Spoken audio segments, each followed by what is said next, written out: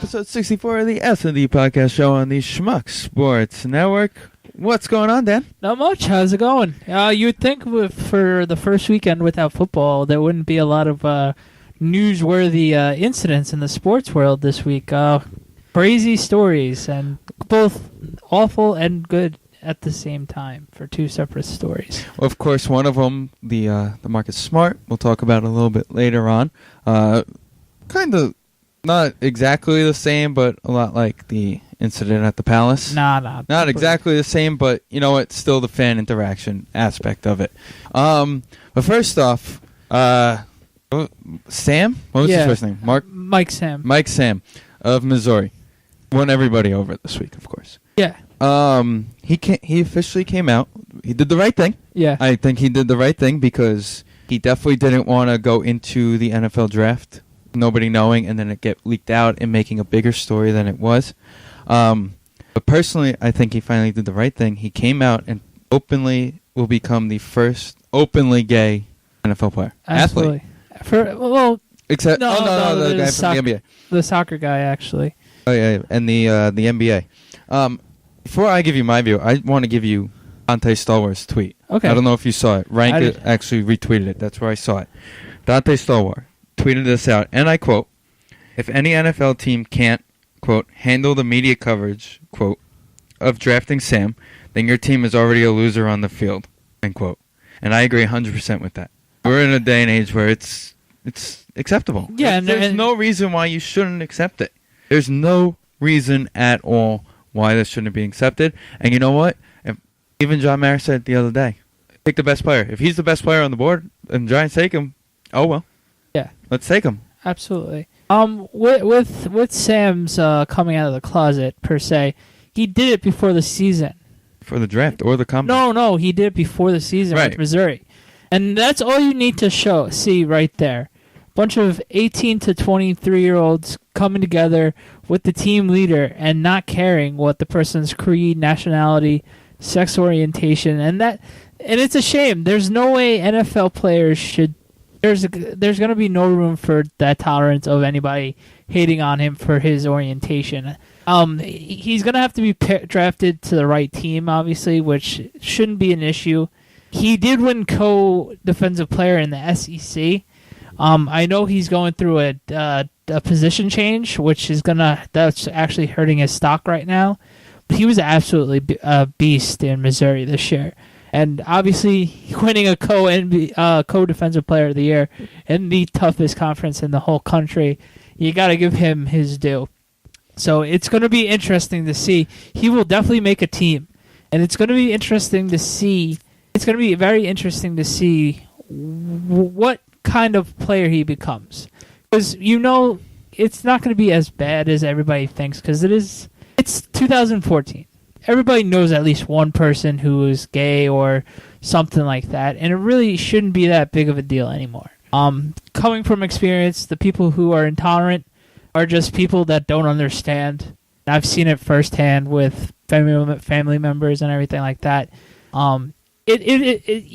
People just need to grow up, kind of thing. And like what Dante Stallworth says, if there's any issue with Sam because he's gay, you really need to look yourself in the mirror and check out what's wrong with you. Just like it's just not right. And everybody has their own stereotypes and everything like that. You should know the hardship of what you go through on a daily basis to go through what you go through. Why would you want to judge someone else kind of perspective? And it's just basic elementary school. Respect others like the way you want to be respected. And that's just the basic rule of that. And he should not have any problems or issues with that. I agree 100% with you. Right now they project him to be a mid 4 or 5 round draft pick. That's surely because of his position. Right. Do you think this can turn him into a 6th, 7th, possibly undrafted guy? If that happens, they'll come out saying that this is something is going to happen. That'll be a very big black eye for the NFL. Because I say, but if he doesn't get drafted at all, it really depends on his combine. Obviously, we all know that. Right. But you know something's up if he doesn't get drafted in the range that he is. He was the co-defensive MVP that I mentioned the last 3 times, last couple minutes. Something's up. I know he's going to a position change, and that scares a couple people. He's going DN to linebacker, or correct? DN to linebacker. DN to linebacker. Right. And they said at the Senior Bowl that he looked pretty slow, but understandably he played DE all year. He's learning the position on the fly, so it's going to be interesting to see how he's going to be perceived on where he lands. It's going to be interesting because he is obviously a good enough player to make the NFL. So there's no question in my mind he'll definitely get drafted. It's just where would he get drafted, and it has to be a traditional good team that will have a good coaching staff and supporting cast just in case something silly happens. Like you can tell certain teams already, you can tell wouldn't mesh well with him because of past experiences with certain immature problems. Right. Named a few, maybe the Dolphins, just to name a few teams. Right. There'll be teams that have had issues, off-field issues. Yes. That will probably not look to draft him, so they don't bring it on because they don't want more media coverage. Yeah. But there'll also be the teams that you don't really hear, teams like the Packers or like the Packers or Giants. Teams that don't really have that big media coverage because of bad problems. Yeah. We'll actually look to bring something like this in because it wouldn't be a bad problem. It really It'd be a good story. It has honestly. That's what I'm scared about. That's what I don't like about it. You don't want a team drafting him for the story. Yeah, that's the one thing that's bothered me the last couple of days. It is 2014. If you're gay, you're gay. But that's what happens with the whole macho world, especially in football, machismo. I just don't like how every single NFL team had to be coming out on us to make a statement that we wouldn't mind having a gay player. Because it shouldn't matter. It really shouldn't matter. And it kind of bothered me a little bit because it was just it really shouldn't matter. And it's just the thing that in a couple years, when our kids are studying history, people are gonna just be weird. Oh, okay, that's just weird. Really, so because someone's sexuality, they don't want to play football. Well, can this be considered, like the basketball player Jason Collins who came out? Is this starting that, when Jackie Robinson came into baseball, that movement? Now you'll start seeing more players coming out, maybe, that are openly gay. Will be more openly gay, I mean. No, you can't say that because there has never been a segregation issue saying that gay players... I meant, you'll hear more about it now. You never really heard about it, and Jason Collins comes out now. Yeah. Mike Sam comes out. That's what I meant by that. Maybe that will lead people who are actually, in fact, in the closet, maybe saying, hey, okay, maybe these two guys did it, and they have no ill effects. I'm sure Collins tried to reach out to Sam and talk to him about what he experienced maybe in a pro athlete scheme of things and talked about it. It's really interesting. I think you have to be in that person's shoes to actually understand what's going on. Maybe it's definitely not a Jackie Robinson thing because unfortunately Jackie Robinson and the whole blacks aren't able to play baseball kind of thing. They were segregated, not into the sport. Unlike, you don't know who's gay, you don't know who's single, straight, or that kind of thing, and it shouldn't matter. It's another thing of us growing as a society, and you got to really hope that whichever team drafts him is a mature team and will treat him as one of their own. And if he's able to make plays at the end of the day, help his team win, it's not going to matter. As you can see with the Missouri team, he told them at camp, and he didn't want it. Somehow, shockingly, it didn't come out earlier. All it would have taken was one guy on that team to leak it. And that's amazing, and that just shows how much... And there's, 90-something people on a college football team? And that goes to show you how much of a good person and a teammate he really is, that comes down to it, and that no one cared. And you know what? That also shows you how well-run of a program they have in Missouri. Absolutely. So props to their program because... he said, I don't want it out. And coach probably said, anybody have an issue, get out now. Yeah. Honestly, though, it's kind of different being the best player on the team being gay.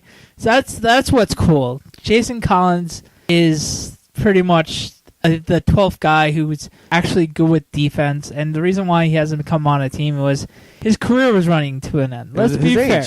His age, and he wasn't as good of a caliber player to make a team this year. Had nothing to do with him being gay or anything like that. It was just his time was coming up. Now it's really interesting with Sam, who's coming into the league, right, and see what he can bring to the table. And honestly, at the end of the day, all that matters is wins or losses. And if he can help a team win, players are going to get on board with it. As you can see last year with the Missouri.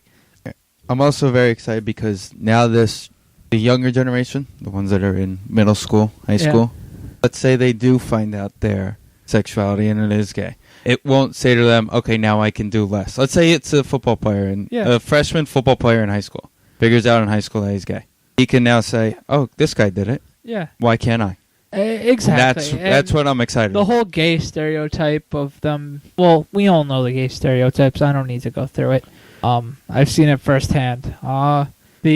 It's just hopefully that they want to play sports like football and all the other things and not be shined away because they're quote unquote not macho enough for that or those kind of stereotypes. And hopefully that helps them to play more sports like that because I know some of them definitely got drifted for not wanting to play, and that's how they got made fun of more times than not. That the obvious ones that weren't in the closet and like hiding kind of thing. But good story for him. Hopefully he makes it. He definitely gained a fan with me.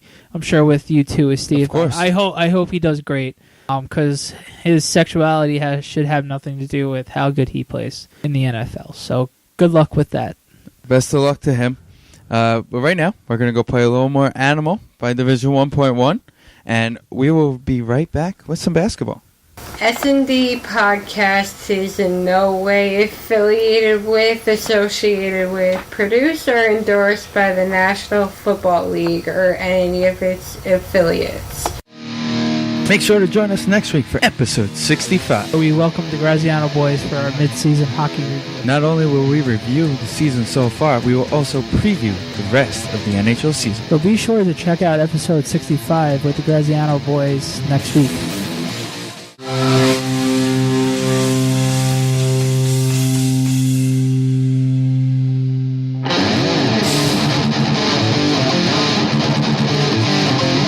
Welcome back to the S&D Podcast, episode 64. You just listened to Animal by Division 1.1, of course. Let's start off with the drama, the reality TV show that is the New York Knicks. Every day you're just expecting something to happen with the coaching situation with the New York Knicks.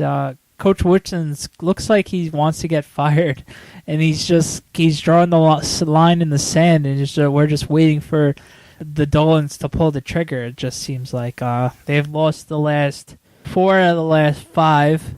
The only win was against Denver on Friday night at home. There's no light at the end of the tunnel. This team has just been a disaster, like Coach Woodson said last on his interview the other day, and.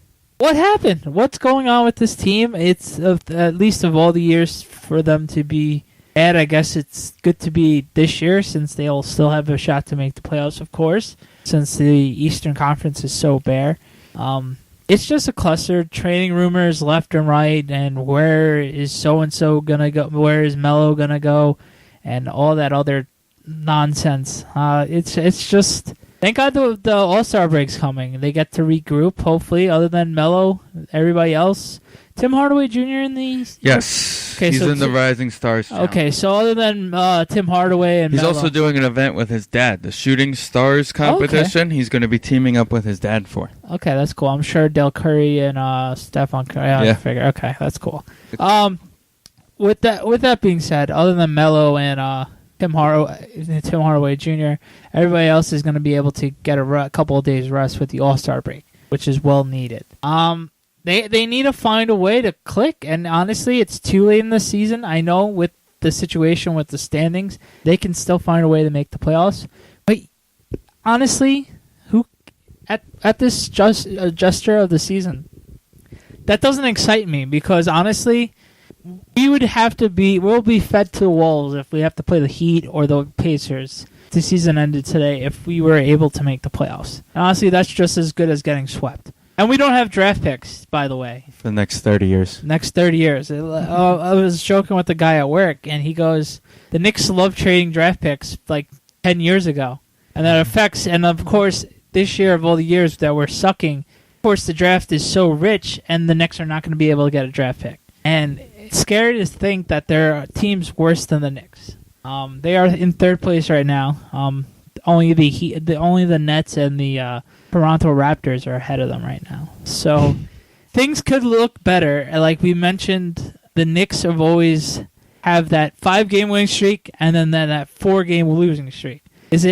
Which Knicks is so Jekyll and Hyde this season that we don't know what's going on? It's going to be nice to take a nice deep breath this coming weekend. Oh, yeah. It's really getting to that. Like, I'm done with the season kind of thing. And it's just so interesting. Like, how are they 11 games under 500 at 20-21? Before the All-Star break, they play Sacramento on Wednesday. And that's it. That's the game they need to win. They got to win at home against Sacramento. No ifs, ands, or buts. Got to go into the break winning. That's it. That's what it comes down to. And then they start off on the road Tuesday night at Memphis and then Wednesday night at New Orleans. So it's the Knicks gotta take their rest and just be able to wake the hell up. There's no other way of putting it. It's going to be interesting to see who gets moved. Shumpert's been rumored. Everybody's been rumored under the sun. It's going to be interesting to see where Mills pulls the trigger, if they even pull the trigger at all.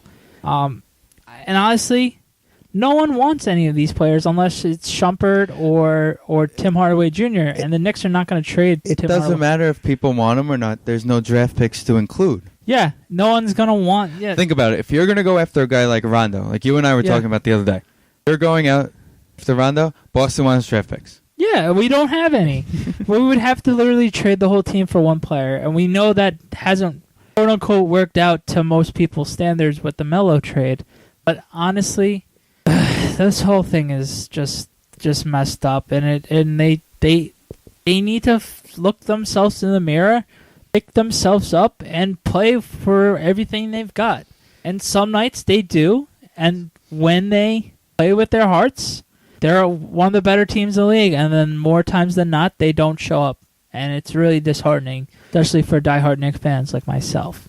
I agree 100%, but you know what? Win the next game and go into the break, and we'll talk about them next week. Nets are still pretty hot. I mean, they lost to Detroit, but besides that, February they've lost 2 games. 2 out of 5. They're 3 out of 5 with a winnable game against Charlotte. No, you mean New Orleans. Oh, no, sorry. Charlotte, you're right. Looking down. Charlotte tomorrow night at Barclays. So they got to win that game. Unlike the Knicks, they're just as bad. But they're only 3 games under 500, which is more respectable. And they've done a better job as of late, as we've all known. The Nets are just playing better all-around basketball, and like we mentioned before, it's only a matter of time. They're only 3 games out of first place. And with Toronto, who didn't expect to be in this spot, they were looking to trade Lowry a month ago with the Knicks. And it's going to be interesting to see, do they hedge the farm and try to make that playoff run? Or they're still going to be, we're still going to be a couple years behind and trade away pieces, and the Nets would take over first place over virtue of the Raptors not wanting to pay certain players. Going to be really interesting to see that. Nets are playing good. Let's see the score of the last game. They blew out the Pelicans, I think it was. Yeah, 93-81. D. Will has been playing much better as of late. Let's see. D. Will had 9 minutes, 9 points, and everything. Like, he's been playing a lot more better. They just been really. Let's see this. They've just been hitting lights out at the 3-point zone. They're just finding ways to pull out wins, and they're playing a lot more grittier. Plumlee with 22 points last night. That just shows that more than one guy. They're playing team basketball right now. Yeah, they are. That's what's important. You know who didn't play team basketball? Marcus Smart of Oklahoma State. Yeah, that was just dumb. That was a very dumb play. Dumb situation. Can never go back into the court. I really think. I understand that he fell out, like, quote unquote, fell, like over there. You know, he hit the foul and he just ended up there. But to go after the fan like that and push him is just unacceptable. It is unacceptable. He lost his cool. The super quote unquote 50-year-old super fan at a college basketball game. You need to get a life first of all. There had to be. He had to say the magic word. He had to say a magic.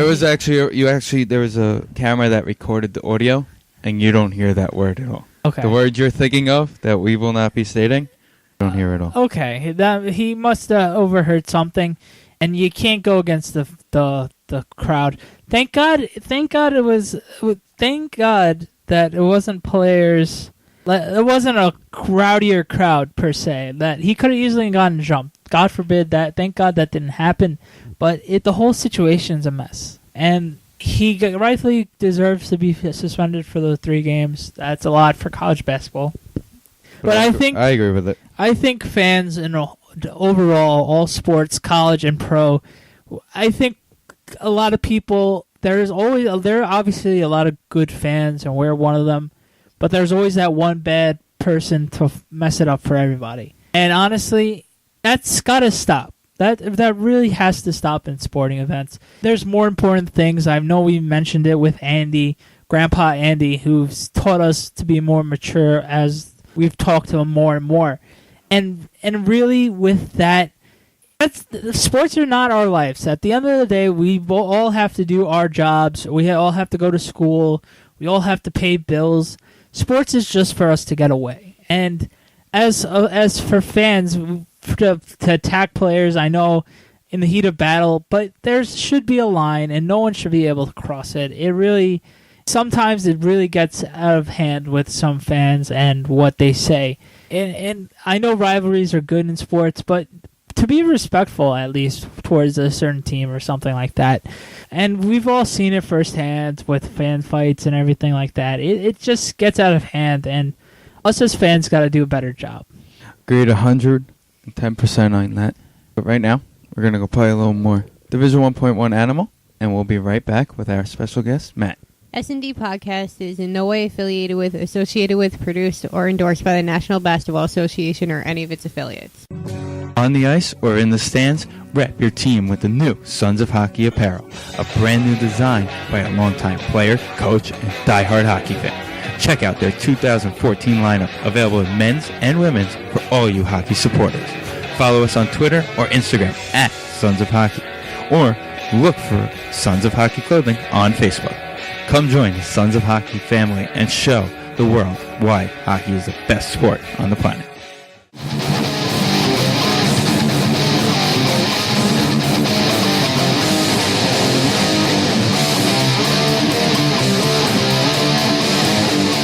Welcome back to episode 64 of the S&D Podcast Show. Once again, that was Animal by Division 1.1, who I do know have a couple shows coming up soon that we will talk about a little bit later on.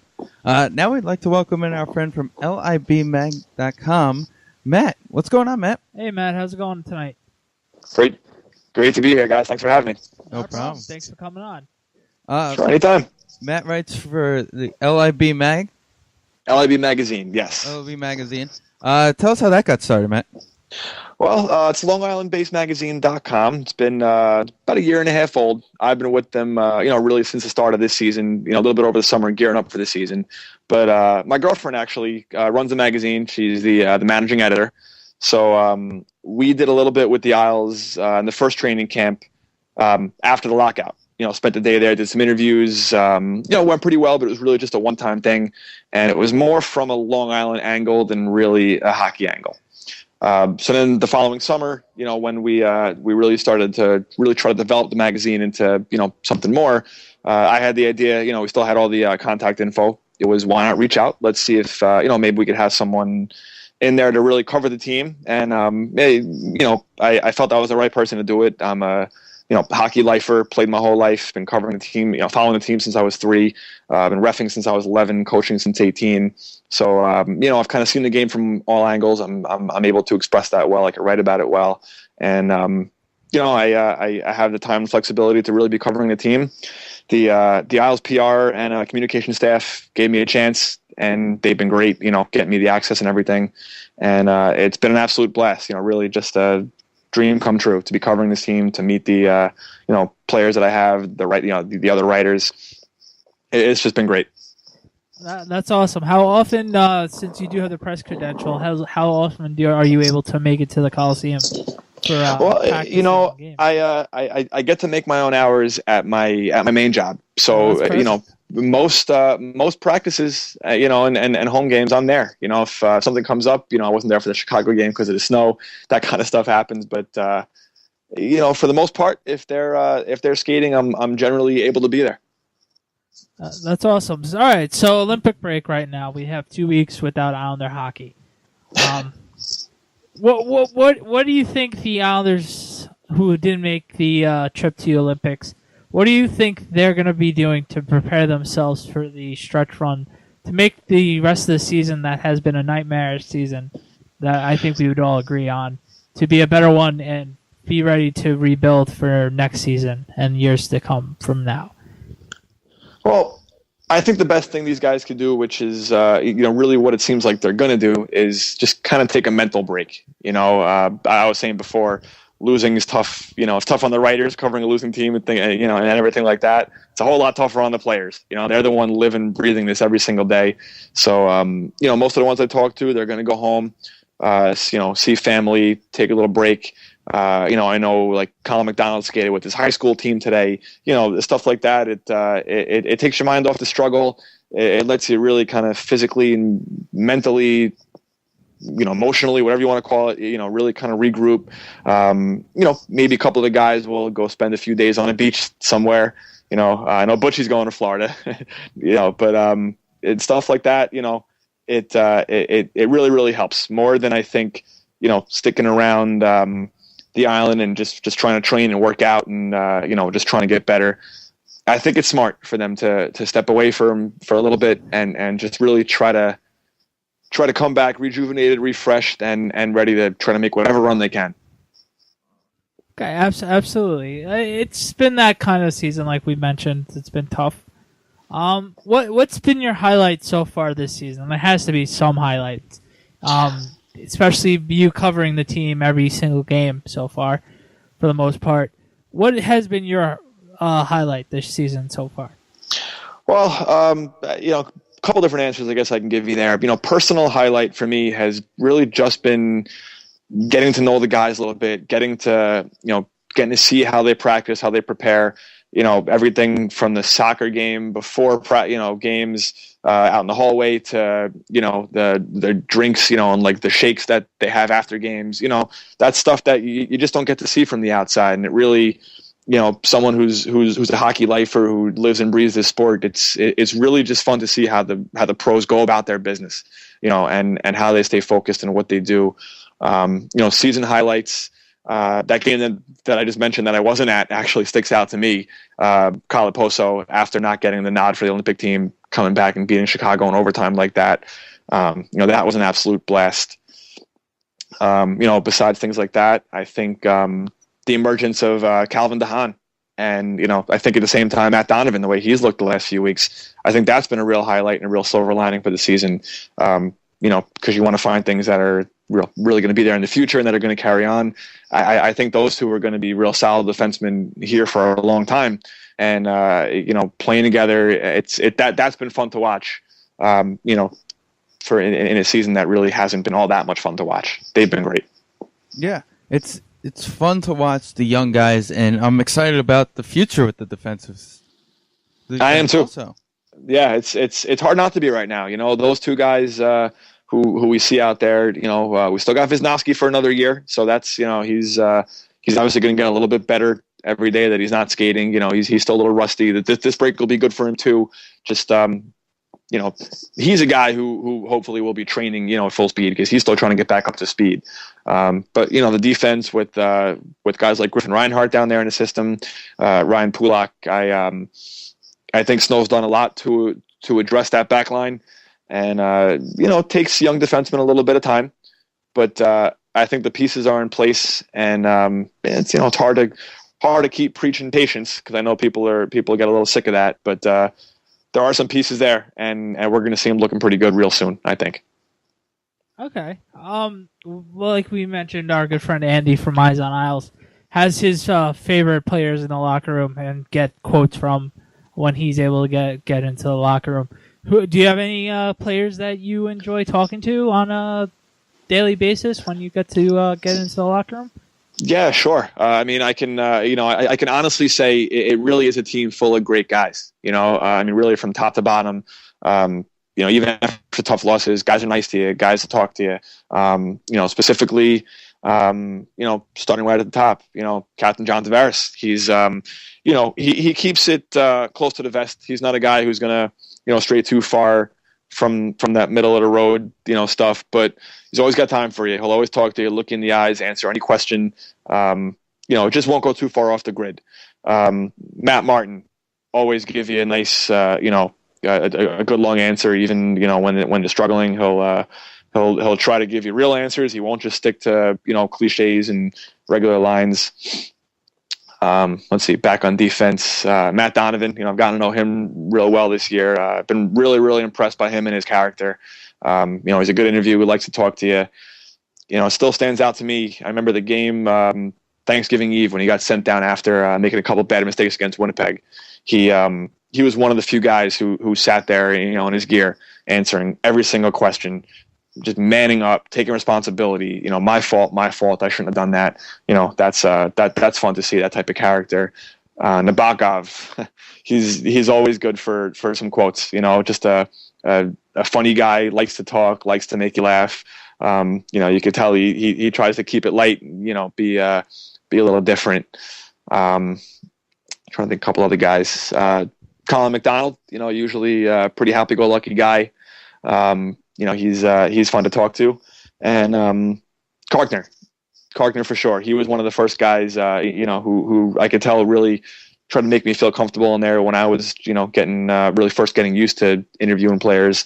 Karkner's always there, ready to talk to you and everything. And he's also one of those clowns in the locker room who's always there to kind of mess around. I remember when Wisnowski was cleared, the morning skate before he came back, a whole bunch of us rushed to, as soon as Lubo was in there, the whole media scrum, we rush over to him for quotes. Karkner gets his iPhone out of his pocket, comes over there, holds his phone in front of him, and just he's a funny guy. Keeps things light, but really, like I said, it's just it's a great room full of guys. It really is. What is your take on the Vanek situation? Well, starting at the very beginning, with the Snow, the trade Snow made in the first place. To me, I know there are critics, there are people who, it may backfire and all that. To me, I think that was a good, honest attempt to make his team better. I think he thought they were closer than they obviously were this year. But you know what? He had the chance to acquire a star, a sniper, a guy who scored 40 goals in the league, a couple times. And he went ahead and did that. And he gave up a guy who, it didn't seem to really be in the future plans of the organization. And, a couple picks that, obviously maybe you can get back for Vanek and all that. But you know what? I think it was a good trade for a great player who came here, played like a great player. I don't think, obviously we'll see what happens this summer, but there's basically no chance that Vanek just signs here out of the blue, if he's not here at all. And, if you listen to him, to Vanek now, and, I've had the opportunity to talk to him and ask him, he's looked me in the eyes and said that, there's a much, much bigger chance he signs here, here with the Islanders this summer now than if he wouldn't have been here at all. That being said, far from an ideal situation. Obviously when the trade was made, it was made in the hopes that he would stick around for a long time. They made a generous offer to him, which a lot has been written about. I know Staple from Newsday reported that it was an offer around what he's got now, which is 7 years, $50 million. Personally, I think they probably offered him more than that.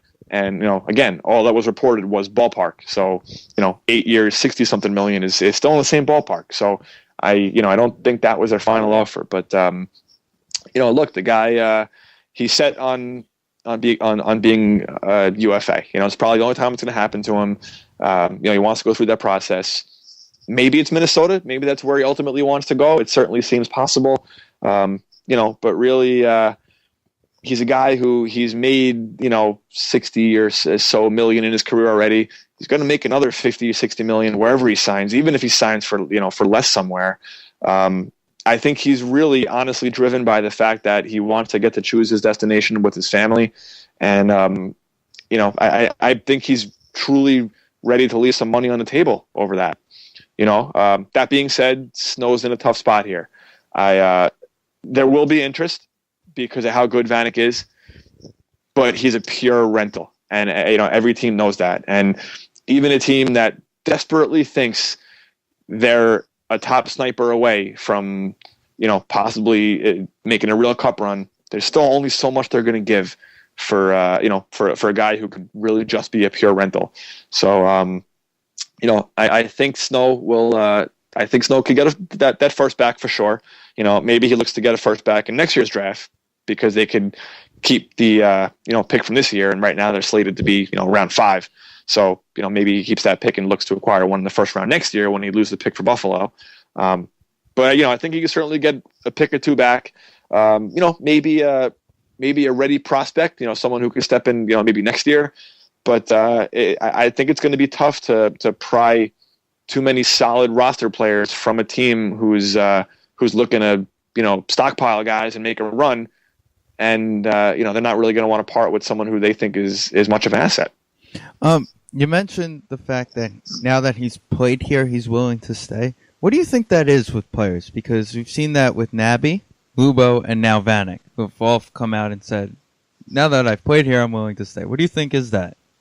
Well, I think it's different for every guy, for every person. But, for those two specifically, I think it was Long Island.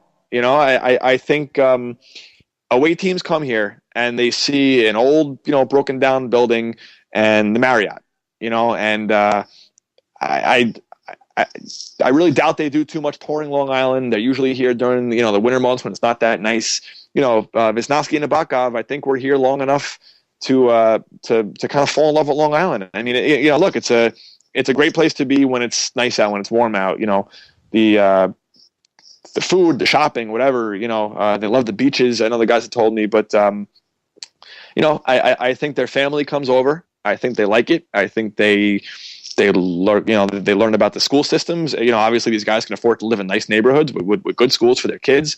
Jericho, Syossis, neighborhood like that, and it's a real draw when you're. I'm sorry. sorry. Go on. That's okay. It's a real draw when when you're living there. You don't realize when you're not here, but when you're, I guess, almost like you're looking at Nabokov and Wisnowski, when you're almost forced to live here, you realize, what, this is really not a bad place to stick around for a while. Absolutely, it's just going to be one of those things. It's all in Garth Snow's hand, and if he's going to be able to find the suitor to take him. The other player that's been highly rumored to be moved at the deadline is Andrew McDonald. Sure. He's asking for too much money apparently for his contract. What do you think is going to go happen with Andrew McDonald before the deadline? Well, I think they'll keep talking. I think they're. I don't doubt that he wants to stay if he could, and the organization. Even if it's less than he wants, you don't offer $4 million over for 4 years to a guy that you don't value. So obviously they would like him to stick around. That being said, if they don't feel he's worth $5 million, they're not going to offer him that. And you look at from McDonald's point, if he feels he's worth $5 million, he just played the last 4 years at what, $550K. I mean, that's a third of what Carkner makes. So it's tough to blame him for wanting to get every penny that he possibly can right now. Because I mean, the life of a pro athlete, $16 million sounds like a ton of money to us, but I mean, look, after taxes, after whatever else, there's only so much left. And then keep in mind, if he blows out his knee or something in the next few years, never gets to play again, that money's got to last him the rest of his life. So to us, what's $1 million, what's $2 million? You know what? It's making it through your 70s, 80s, and 90s with money. Yeah, the obviously financial, professional in me kind of sees that more than most people, but it's still something that I think has to be, thought about and considered. So, as far as where he might go, I think it's real tough to say. I mean, you look at a couple teams, Pittsburgh, after, they lost Letang, his stroke. I mean, he could be a guy who can miss more time than they think, and McDonald, he did a pretty good job last year in the playoffs against Malkin and, and those guys when he was out there. And, maybe they look at him as a real, minutes eater. And I looked at maybe Colorado out in the West, maybe could take a look at McDonald. I mean, part of the beauty for a team acquiring McDonald is that he shouldn't cost too much to get, because he is a pending free agent, and there's always so much you could ask for a guy like that. But he has such a small cap hit, so even those teams that are pressed against the cap can probably afford him. I mean, you could have very little cap space and still fit $550K in there. And so it's, I mean, really, he's kind of open to the whole league in a way that a guy like Vanek isn't. Although these days, obviously, teams can retain salary, but if a team wanted Snow to pay, the Isles to pay Vanek the rest of the year, they'd have to give back more in return. So there's some give and take there as well. But McDonald, I think, I do think they'll keep talking. It wouldn't shock me to see a last minute deal, maybe somewhere around 4.2, 4.3, 4.5, maybe. But I do ultimately think he could go. I personally think he's going to go because of the fact, like we spoke before, about all these young defensemen we have.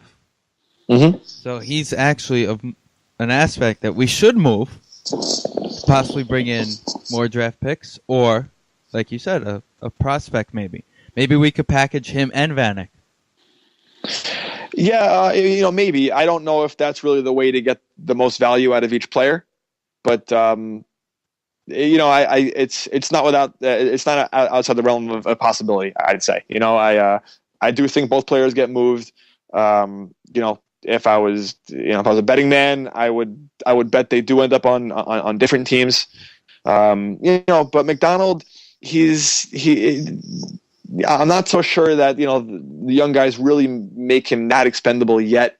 I mean, it's tough to pay a guy $5 million a year when you think a year or maybe two from now he could be sliding down that depth chart. But you saw with Donovan earlier this year.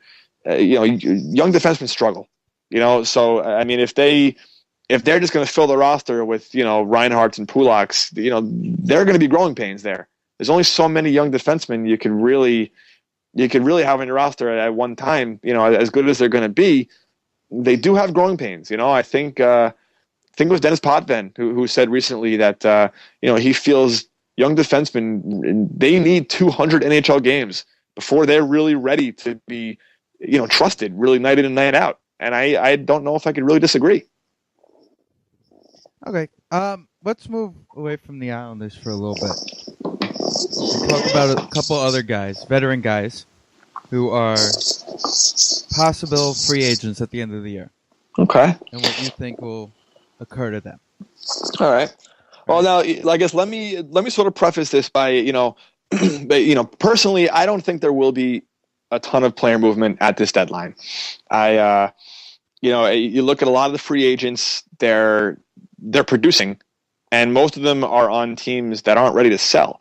And a big reason of that is because, if you look at the standings right now, in the West, Edmonton and Calgary. In the East, Buffalo, Florida, the Islanders. Every other team in the league, all 25 of them, are within 3-4 points of a playoff spot. So you're not going to have that many teams that are going to be unloading guys, for prospects and picks. It's going to make for, I think, a real tough market. All right. One around the league, granted New York guy as well.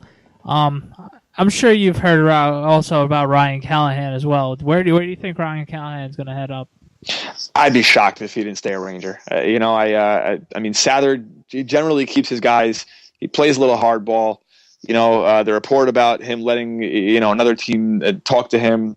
To me, that's somewhat of a bluff. I think Callahan's asking too much. I think he knows he's asking too much. I think he'll come down. I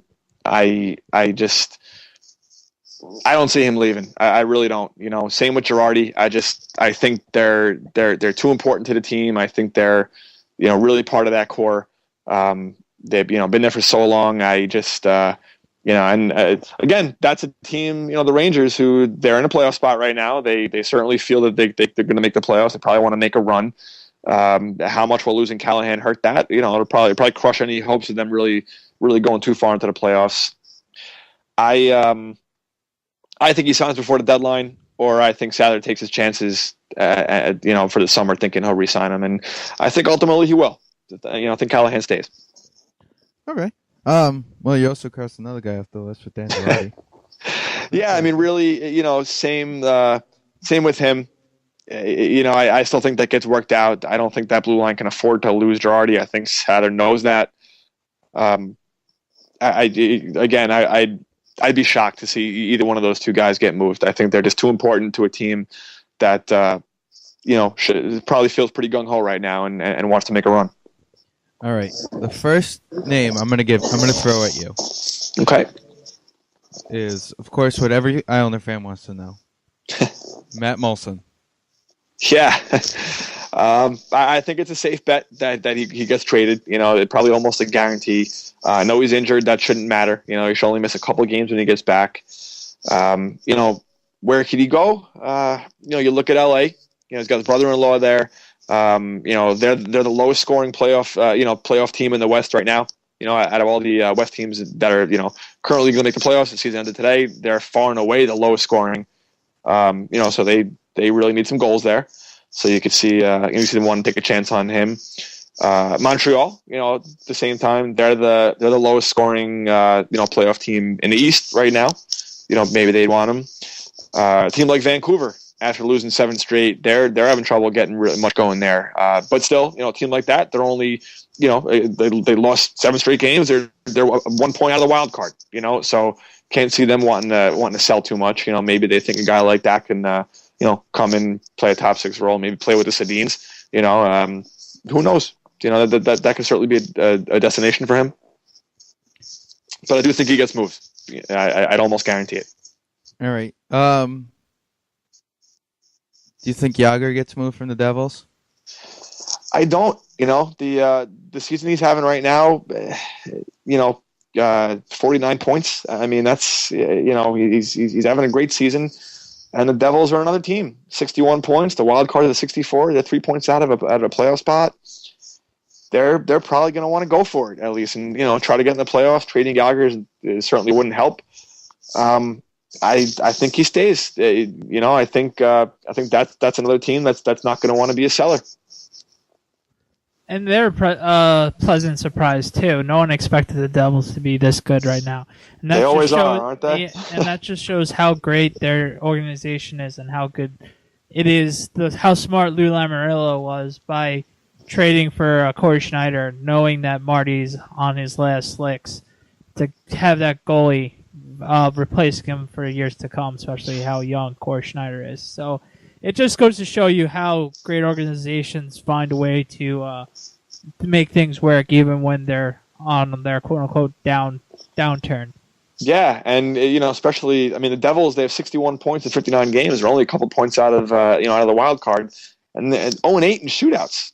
If they could have, just put away 3 or 4 shootouts, they're a playoff team. Yeah, right now. All right, we talked about goalies. The biggest goalie name out there is Ryan Miller. Yeah. Saber. I think so, because I think he'll generate a ton of interest. Don't get me wrong. But I think ultimately the price tag for him will be too high for a player who will probably just be a rental. I mean, I've been laughing at rumors that I've seen about him going to the Isles, because to me, that's just crazy talk. A guy who might only be here 22 games, and with what the Isles would have to give up to get him, right now, that seems crazy to me. And I don't see too many teams, because look, at this point of the season, you're only getting him if you think he's, maybe that last piece to a puzzle for a cup. And, can you get it? Can you get a guy like that right now without giving up too many other pieces on your team? I don't know, so I could see him moving, but I think Buffalo would really have to kind of get rid of him for more than they and their fans would probably like if they want to move him. But it's probably in their best interest to move him, unless they really want to lock him up, for the rest of his career or something. Might as well get rid of the value they can for him. All right, is he your starting USA goalie?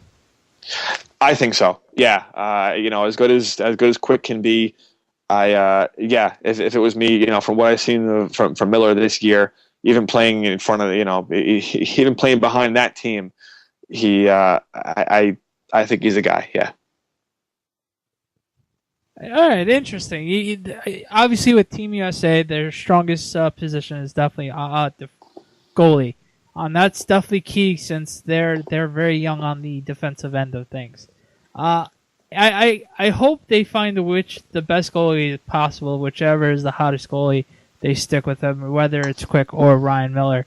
I think just the way Quick has played the last few years, granted with the team and style, I think you have to go with Quick. But with how Ryan Miller played the last Olympics, you'd have to bound to keep him as a starter. So it's definitely going to be interesting to see which way Dan Bosma goes with the starting goaltending. What do you expect for Thursday's game? It's a 7 a.m. start for people who don't have to get to work early in the morning. Unfortunately, like me and Matt, we actually have to TiVo the game, so no one tell us what the outcome of that game is going to be. How excited are you for Thursday, for Team USA's first matchup? Well, I'm excited. It certainly won't be an easy game. Playing Slovakia. You saw what they did 4 years ago. But I would expect the U.S. win, but I think there will be some growing pains. These teams are only getting to practice, a few times together. But it'll be exciting. It really will. I can't wait for the Olympic hockey. It's especially the women's have been fun, but the men's there's a little more parity. A few more teams that could really make some noise. I think it's going to be a great tournament. I really do. Yeah, I can't wait. I think I have this sneaky feeling that USA is going to surprise some people. A lot of people were very disappointed with how they selected the team and everything like that. I think they're going to be able to find a way to sneak through and maybe pull out an upset against Canada. Granted, Canada is just a machine. They're definitely like the Soviet Union of 1980. That's how good they are. It's going to be interesting to see how Canada gels as a team. Their second team that they could have brought to Sochi is better than half of other teams, let alone USA is one of them. And it's going to be really interesting to see how Canada gels. And the biggest team, question mark team, they always choke under pressure, especially being in their homeland. I wonder to see how Russia plays in this year's Olympics. The last two Olympics, Russia always won the bronze. They always had that key moments of finding ways to be right before the medal game, but find a way to choke. It's going to be really interesting with all the pressure of them being the home country. It's going to be really interesting to see how they take it, and it's going to ultimately hurt Ovechkin's legacy. Hopefully not, but it's going to be interesting for them as well. Yeah, I think it's certainly tough to bet against Canada right now. I mean they're one of those teams that does have enough talent to just win on talent alone. They really do. They're that good. With that being said, there's plenty of talent on USA. It's going to come down to goaltending in the end, like it almost always does. And like I said, I think it's I think the games are going to be close. I mean, I think whatever team ultimately does choke or doesn't make it, I think we'll probably miss out by a goal or two. I don't think it's going to be a couple teams really running away with this thing. Really, like I said before, I think it's going to be a phenomenal tournament. I mean that Russian roster is solid, especially in goal. I mean we've seen what Bobrovsky can do. I'm assuming he'll get most games. Varlamov is there too if he struggles, but it's I mean really that's the thing that I'm seeing more than anything is that these teams have great goalies. I mean even obviously Sweden's got Lundqvist. You look at Finland, they've got Rask and Niemi. Team like even the Czechs. Andrei Pavlich. I mean it's guys who can who can get the job done. Halak for Slovakia. These are all teams that could be a little dangerous. It's going to be a fun tournament, though. Can't wait. It's always a fun time. It's interesting to see, especially with the bigger ring. See how the players adjust. Especially see if they can adjust on the fly. Yeah. Matt, what's the Twitter handle? It's just my name. It's at Matt Saidman.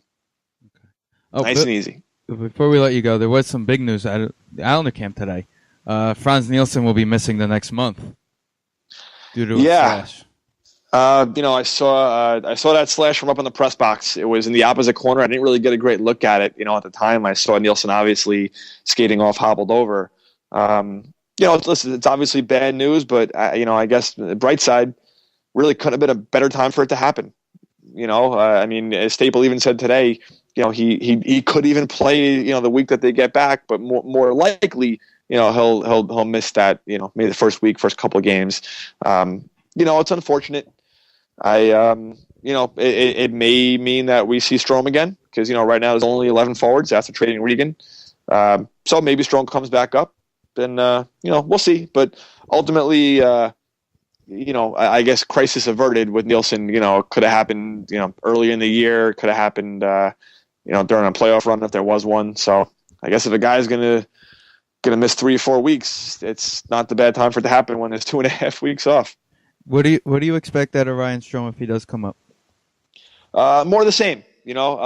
Flashes of I guess you want to say talent and brilliance, with some growing pains and some struggles. He's just not that big physically in stature yet. It's tough for him to win some battles. He's playing against men, and he's got the talent and the smarts to compete and to produce. But he's going to have some growing pains. You saw the first time around. He's not going to be the savior. Certainly not yet. But he's going to show you what we all expect to see, which is those flashes of real skill and talent, because it is there. He's doing it in the AHL, and you saw it. He saw it a few times up here. But again, growing pains. He's got to grow into his body. He's got to get used to the NHL speed, pace. He's got to spend a few more summers training with Tavares and that crew, and it'll happen for him. I just it's good to kind of temper expectations. Had to make sure people knew that he wasn't going to be a savior earlier in the year, and he wasn't. And Giles Twitter. Yeah, right. But he's a heck of a hockey player, and it's a great thing that he's in this organization. And if he does come back out the rest of the year, he's going to show us why. He is that kind of talent. All right, thank you, Matt, for coming on. Be sure to check out Matt's writing. Once again, check out his Twitter handle at Matt Saidman. Thanks for coming on, Matt, and hope to have you on soon. Thanks for having me, guys. Anytime, my pleasure. Thanks, Matt. Take care, guys. SNDPODCAST is no way affiliated with, associated with, produced, or endorsed by the National Hockey League or any of its affiliates.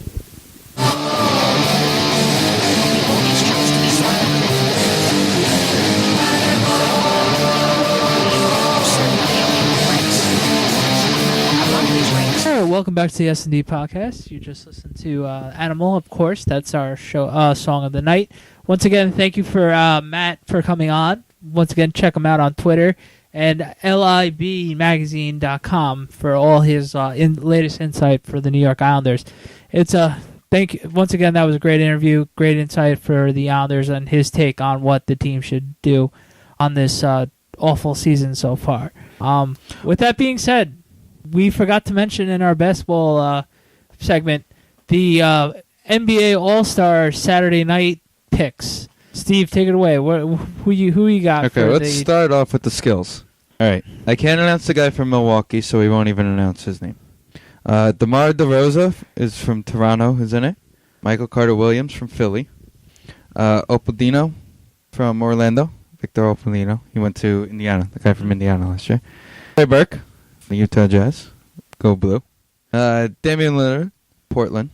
Orchek from Phoenix. And Reggie Jackson from Oklahoma City. Who do you got? Okay. I was going to go Michael Carter-Williams when I first got the sheet, but I am going to go with Damian Lillard. He has been the best all-around player, pleasant surprise so far this season. So I'm going to go with him this tournament right there.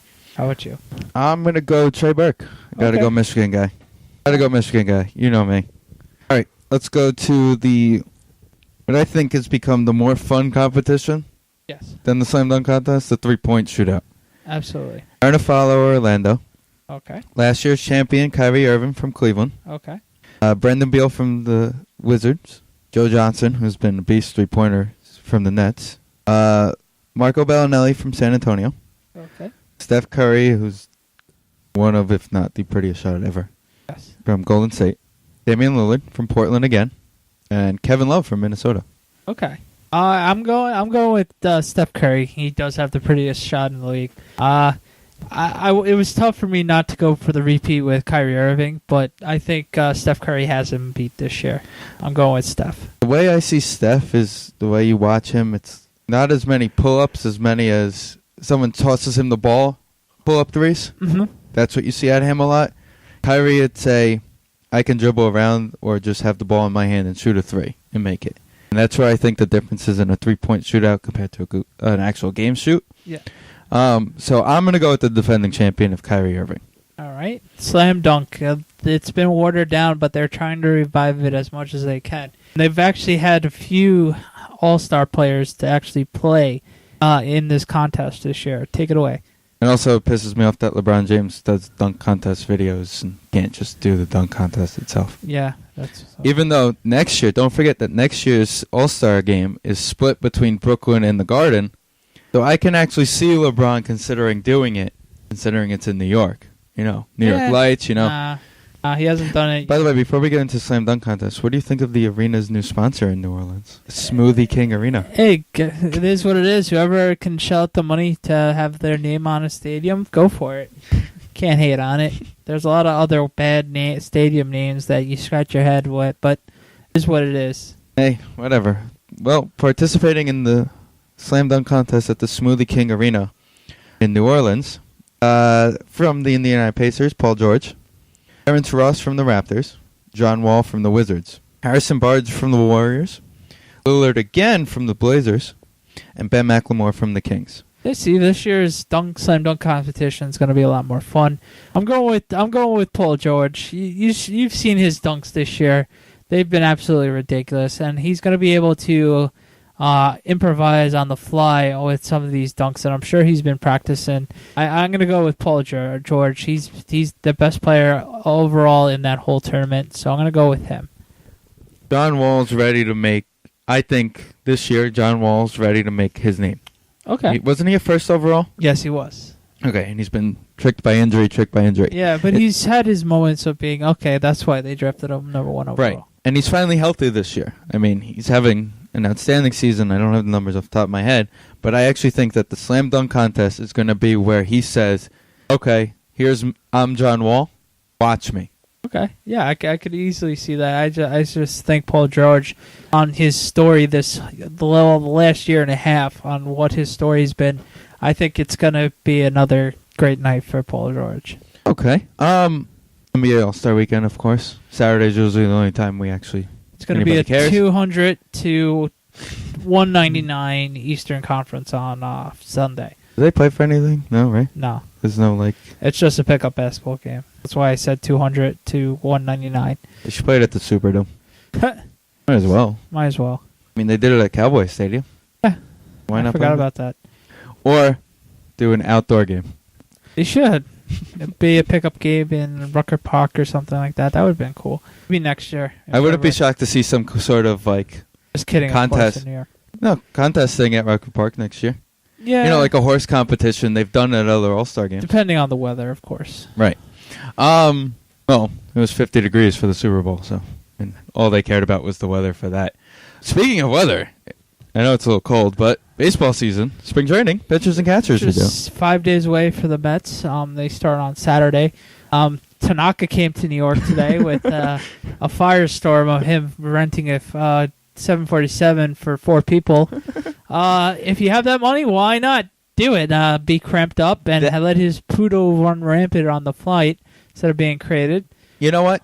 The Good reason why it's okay that he did that is because he has the money. And Exactly. you know why everybody talked about it and complained about it? Because he has the money. Because he has the money. And you know what? Everybody would have done the same thing if they had the Oh, money. yeah.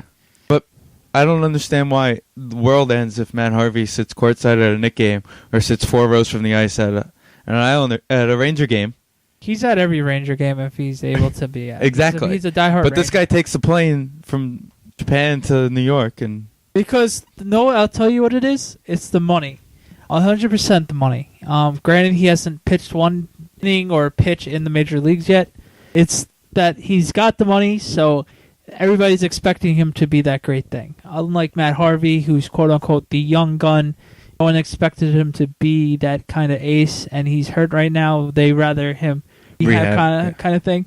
And you only hear from pain-in-the-ass Met fans that you can't do anything and players don't have social lives kind of people. And who cares? At the end of the day, he's not getting in trouble. He's living his life as a 24-year-old, 23-year-old. And he's living his life. And he's hurt. He needs to rehab. So what? He's at a Ranger game every night, or every now and then, or he's at a Knicks game or at any other sporting event. It is what it is. And people need to let it go. It's going to be, the minute Tanaka has his first rough start, there will be some playing jokes and everything like that. It just comes with the territory. Welcome to New York. What you need to know what to expect if certain things don't go your way. And it's going to be interesting to see how tough-skinned Tanaka is going to be. Because, honestly, it seems like he's more of a star than what Matsui was when he came over from Japan. Well, he did go 23-0, was it, last year? Yeah, he had a beast year. And honestly, it's really going to be interesting to see how Ichiro is going to help him out. Opposed to other teams, if Ichiro wasn't on the team, it would have been much of a different scenario. But with Ichiro on the team, he's going to have that Japanese countryman by his side, teaching him the ropes of what it does. Out of all the players that have come from Japan, he's definitely been the best player of all time coming from Japan. So who else to help him and guide him through the first season in his MLB career is Ichiro. So I think he's going to have a solid year. Is he going to be worth his contract? Jury's still out on that, but it's going to be very interesting to see what Tanaka brings to the table. I'm very interested to see what he brings. I'm sure Yankee fans are excited. It's going to be cold this week. Everyone be very careful on the roads. But more importantly, just keep thinking it's almost baseball season, which means the weather gets warmer. Thank God. Can't come soon enough. But we'll say the same thing when it's 99 degrees with 100% humidity. Mm-hmm. Just got to take the good with the bad, especially living in New York City. And it's August and the Mets are 20 games out. Exactly. And we don't care anymore about. Then it's football season. Exactly. So it's that urban circle. So it's a circle. Circle. It's a big circle. Yeah. It just goes around. Like the big circle. Yeah, like Chuck and Larry. Circle. Anyway, that's our show for tonight. Yes. Thanks again, Matt, for coming on. Be sure to check out our show this week and next week when we have the Graziano brothers. Keep saying brothers. I don't know why. It must be the B thing. Obviously, Andy had a half of to deal with AJ. But thanks for coming on, Matt, and we'll catch you guys next week when we have the Grazianos on. Yes. Thanks. Have a great week. Bye, guys.